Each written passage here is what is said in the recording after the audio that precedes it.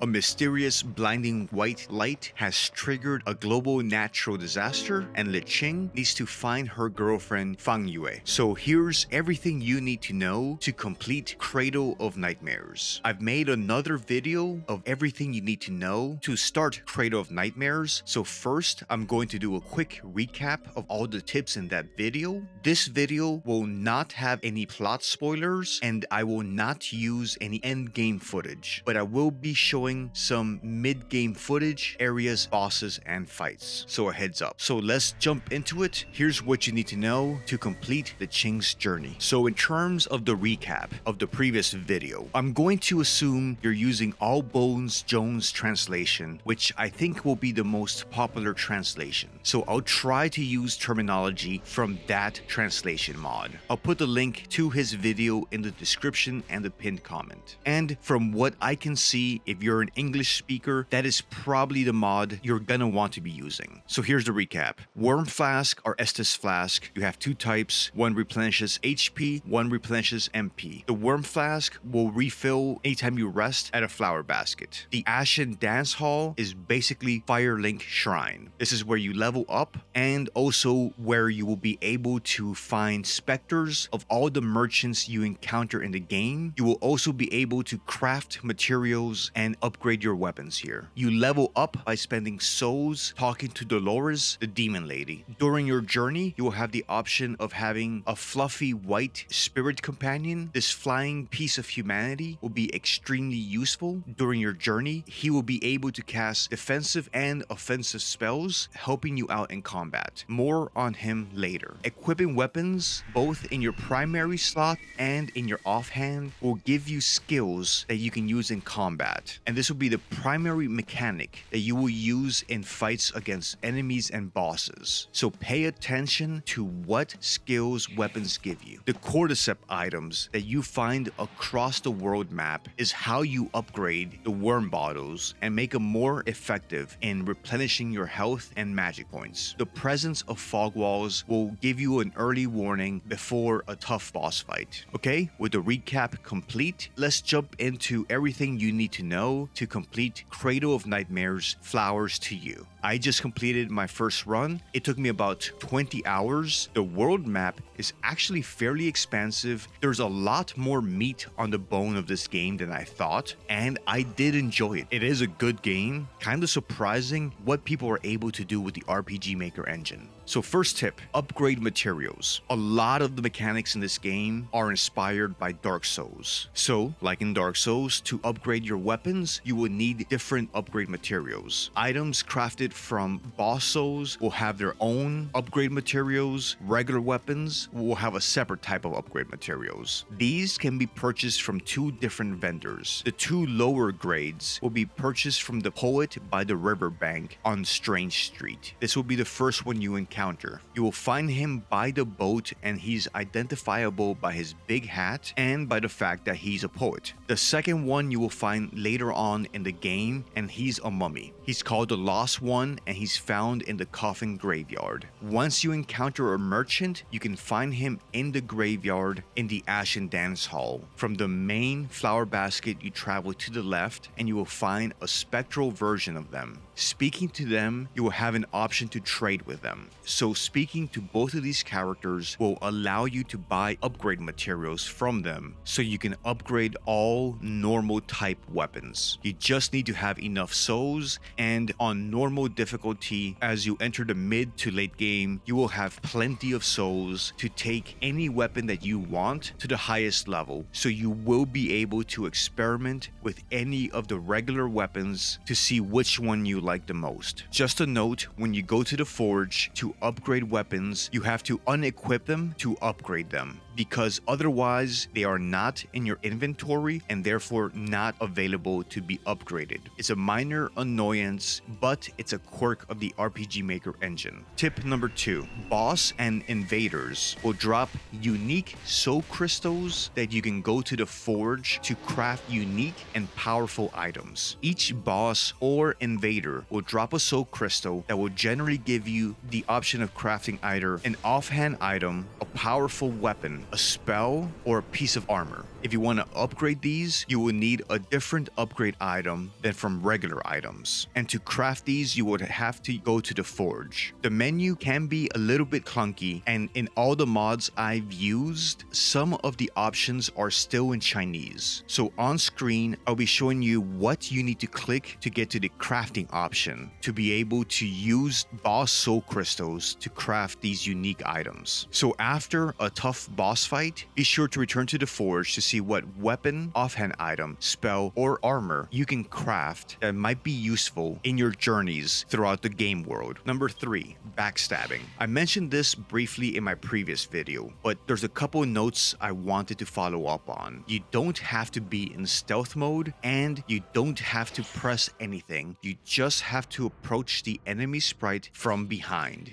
Doing so, you'll be able to deliver a powerful blow that will take out a large section of the enemy's health depending on your relative levels. If you're overpowered, you can even finish the fight in one turn. You'll notice that some enemies will be standing with their back against a tile you can't walk onto. Sometimes if you need to, you can initiate a fight, run away, and then they'll chase you, and then you can backtrack and then backstab them. I'm not sure this is worth it, but it is an option in some very specific cases. So just remember, stealth is not necessary and you don't have to press anything on the gamepad. Number 4, the observe skill. This is a real big one. A big part of the combat system in this game are status effects, both to buff yourself and to debuff the enemy, and the enemies in this game will be doing the same thing. So you'll want to know what is affecting you and the enemy. In the combat menu, you will have the observe skill. Anytime you or the enemy has an icon representing a status effect that you don't know what it does, use the observe skill. This will explain to you the effect of the different status effects currently in play. Knowing this can be critical in some fights. For example, flying creatures might be nearly invulnerable to melee damage, requiring you to switch to magic or ranged weapons. So you're gonna need to know that. Be sure to use the observe skill frequently until you learn what the different status effects that are common in this game. Next tip, messages. Just like in the From Software games, Le Qing will encounter messages on the ground. These messages will serve a variety of purposes, from ambiance to world building, but also directing her to flower baskets, to outright telling her what a boss weakness is. Frequently, before a fog wall, right before fighting a boss, the messages will explicitly spell out what type of damage or what elemental weakness a boss has. The game is very generous in this regard, so anytime you see a fog wall, be sure to check the messages, see if the game is telling you what type of damage the boss is weak to, and then check to see if you have any spells or weapons that inflict that type of status effect, elemental damage, or damage type. Considering the genre of game this is,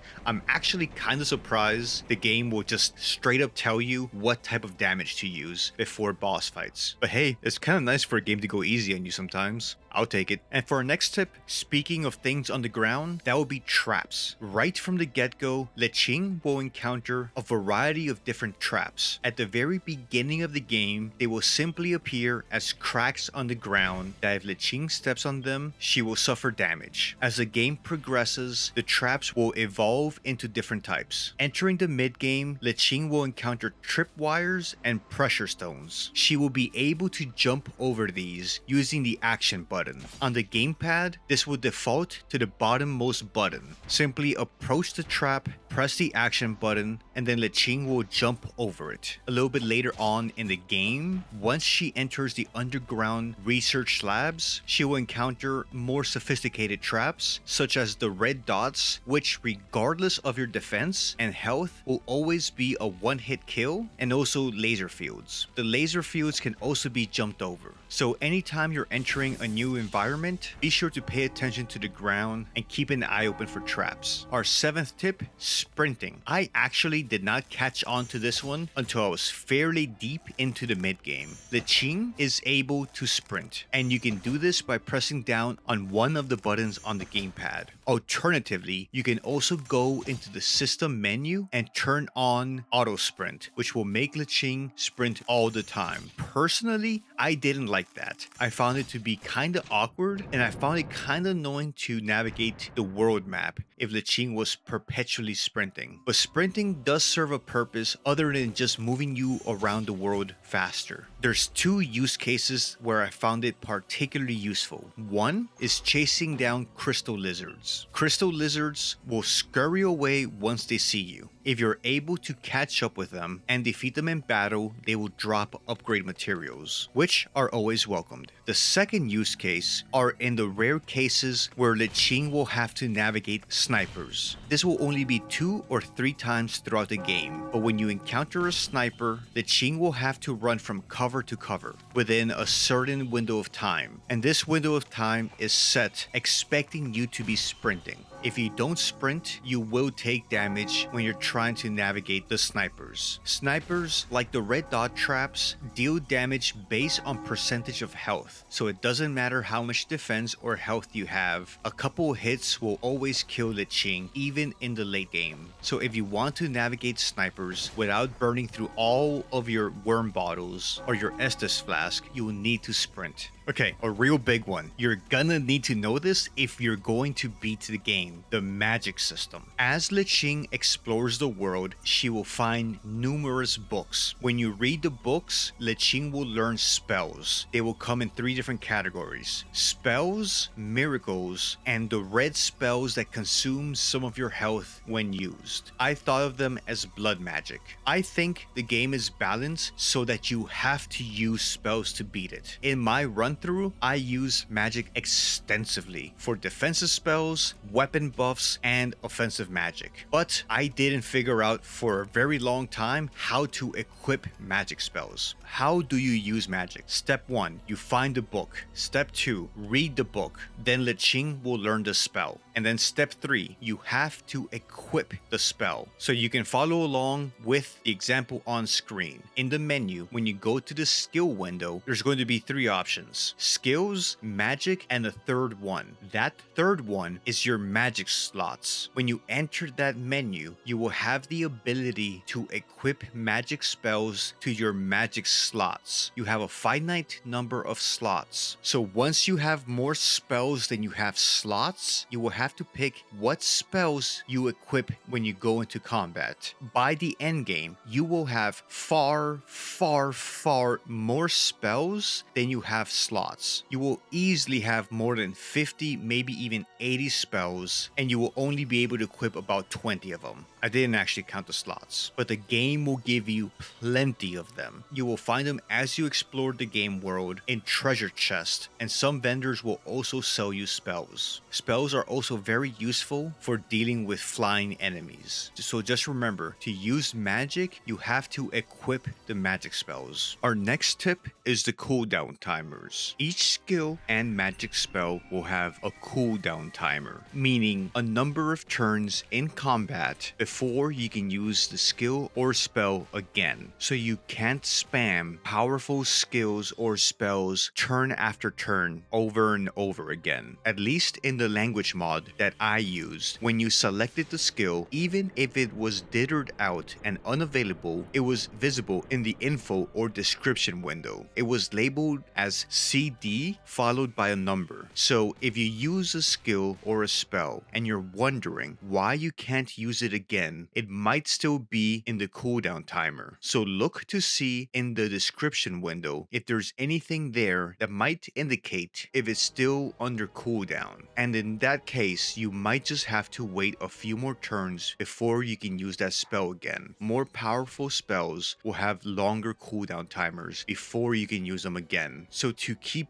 being able to apply damage, you'll want to have several different high damage spells in your repertoire that you'll be able to cycle through, allowing the cooldown timers to reset. As you progress through the game, you'll accumulate lullabies. Lullabies are consumable items, and their icons will appear appear like scrolls. You'll find these scattered throughout the game world, and the game will often give you one of them after defeating an invader NPC or a boss fight. You can consume a lullaby to warp back to the most recent flower basket you rested at, or to warp back to the Ashen Dance Hall. In my opinion, at least at normal difficulty, the game hands these out fairly generously, and you will find a vendor that will sell you more of them. Anytime you need to warp back to a bonfire or the Ashen Dance Hall, just save yourself some time and feel free to use the lullaby to save yourself the walk. Injections and potions. Le Qing will find evidence of the secretive research being carried out by the research institution in her exploration of the game world in the form of injections. These injections will permanently buff her stats when she uses them on herself, and she will find plenty of them, giving her a nice edge in combat and making things a little bit easier for herself. Later on in the game, she will be able to use these to craft into more powerful potions that will grant a more powerful stat upgrade, though at the cost of increasing the sediment impact. Though I never really found out what the sediment impact does, but it must have some impact since the game does keep track of it. So be sure to subscribe and activate notifications for this channel for whenever I do find out what they do. The type of injection or potion will tell you what stat they upgrade.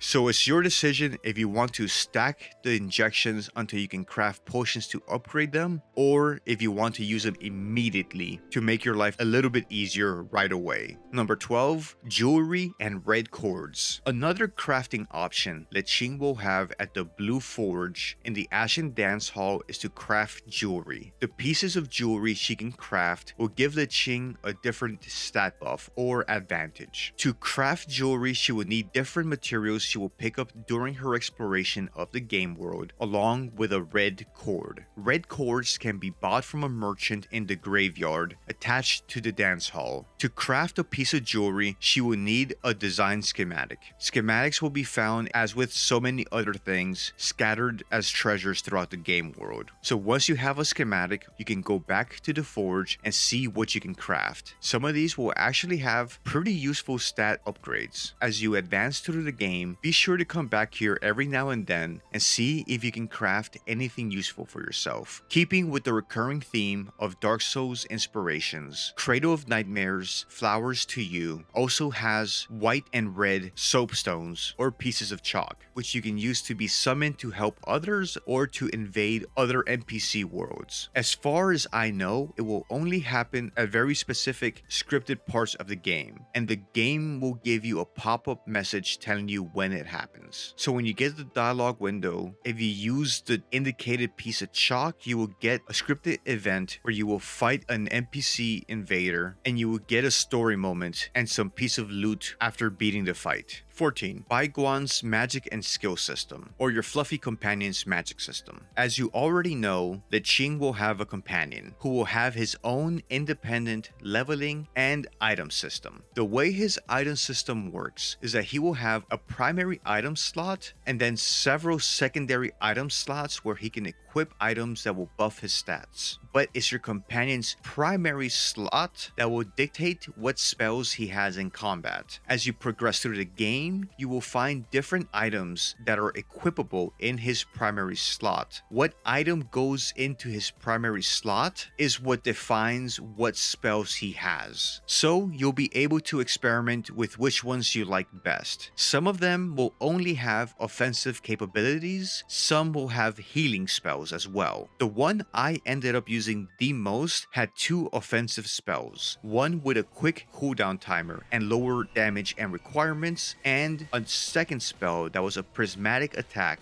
that dealt a lot of damage but also had a longer cooldown and takes a lot more damage in action points to cast. These two spells were the ones I had him equipped for most of the game and made him a very useful DPS companion for Le Qing for the majority of the game. So keep an eye on what you find as you explore the game world to see what items you find for him and if any of them give him spells that you may want for him to use in combat. Number 15, a quick one, stepping Stepping on blood puddles or traps when in stealth mode will break stealth mode. There will be some parts of the game where you may be trying to sneak by tough or annoying enemies, but there will be blood puddles on the floor. Stepping on these will break stealth and make you visible to enemies. So if you're trying to avoid combat, be sure to step around the puddles to avoid whatever annoying enemies you don't want to engage with. 16. The Iron Scarecrows. Multiple times you will find what appears to be these iron scarecrows, or these figures that appear to be crucified or hung up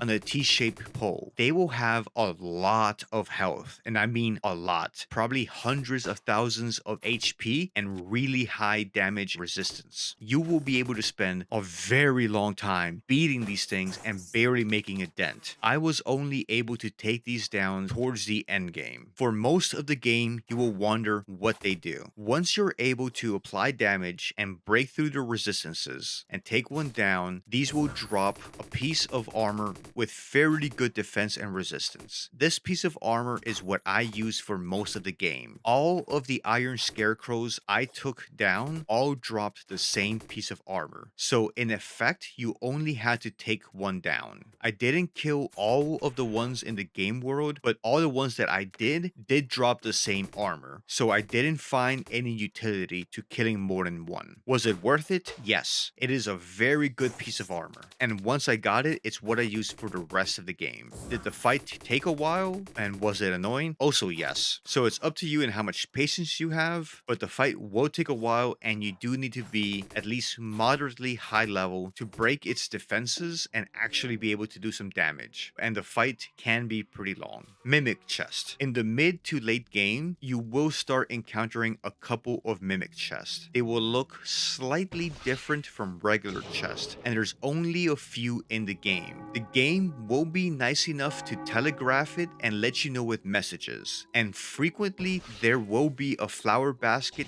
right before. The way you deal with them is that once you open the chest, you will need to hit the back arrow and step away from the chest as fast as you can to have Le Qing back away. If you survive that, you will then start a fight with the mimic chest. If not, it will be a one-hit kill and you will respawn at the last flower basket you rested at. By the time I encountered a mimic chest, I was already fairly high level, so the fight was very easy. After you defeat the mimic chest, you will get a loot drop. Tip number 18, use the map. Spend some time, stare at it. The map will be extremely useful, and there is a fair bit of information. Become familiarized with it. It will frequently tell you what direction to go and what paths you might have missed that you may want to go back and look for. Also, the diamond or the eye icon means that there are points connected via some form of fast travel. Also, there will be blue key icons indicating that something is locked with a key that you may have to come back for. So from the very get-go, the game will lay out the entire game area all at once from the very beginning of the game. So use it to orient yourself and to get an idea in which direction you should try to explore in. 19. This one is a linguistic or cultural note for when you read the story and the dialogue, and will vary a little bit depending on what language mod you use. But something I did notice with the one that I used. I frequently noticed misgendering using the third person, where female characters were translated as he. In Chinese, the same word is used for the third person singular. Verbally, he and she are the same word in Chinese. There is no distinction between the genders. So just something to keep in mind if in case a female character is translated as he rather than she, or vice versa. In modern Chinese, there can be a distinction in the written form, but verbally there's not. So if your language mod was translated using a machine translation, it's very possible that it didn't distinguish between the genders. So that's why possibly female characters might be referred to as a he, because in the Chinese, it will use the same term as ta, which means third person singular, but both for male and female. Tip number 20, and this is a quick one. In the upper left corner, you're going to see a number. For your first playthrough, this will be stuck at 0.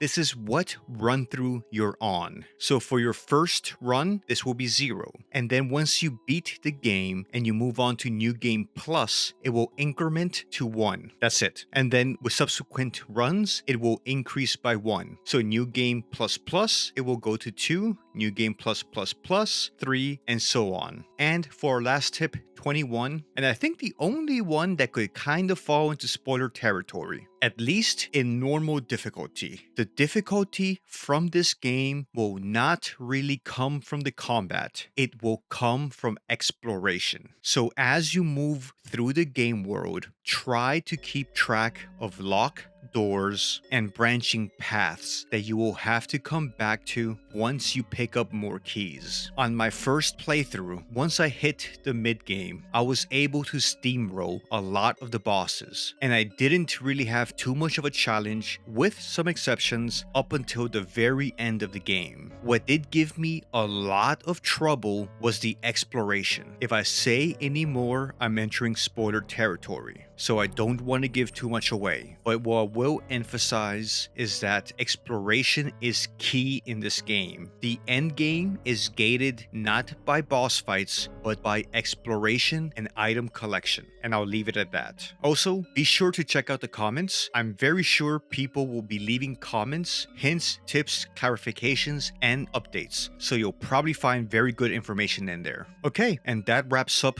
everything you're gonna need to know to make your way through Cradle of Nightmares. Flowers to you. Best of luck and have a good journey. Have fun. Take care. Bye. Later. Man, I really enjoyed Cradle of Nightmares. I wish there were more games like this.